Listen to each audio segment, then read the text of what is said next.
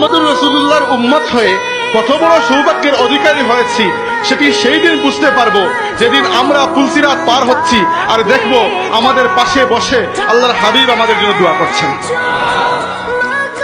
এই নিয়ামতের শুকরিয়া সেই দিন বুঝতে পারবো যেদিন তার পবিত্র হাতে তিনি আমাদেরকে হাউজে কাউসারের পানি পান করাচ্ছেন, আর সুযোগ পেয়ে আপনার আমার মতো অধম তার হাত মুবারকের মধ্যে চুমু দিয়ে দেব।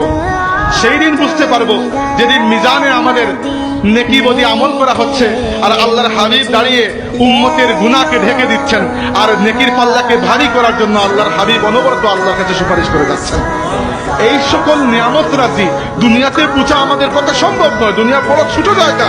এগুলো বোঝার জন্য আমরা বুঝতে পারবো এই নিয়ামত কিয়ামতের ময়দানে যখন সমস্ত উম্মতকে রেখে আপনি আমি তেমন কোনো নেক আমল না থাকা সত্ত্বেও বাকি সমস্ত উম্মতের আগে জান্নাতে প্রবেশ করব। সেই দিন আসলে আমরা অ্যাকচুয়ালি বুঝতে পারবো যে আল্লাহ তাবারাকা ওয়া তাআলা কত বড় দয়া করেছেন, না চাইতে বিনা পরীক্ষায় আপনার আমার মতো অধম মানুষকে আল্লাহ তার হাবিবের উম্মত হিসেবে কবুল করে নিয়েছেন।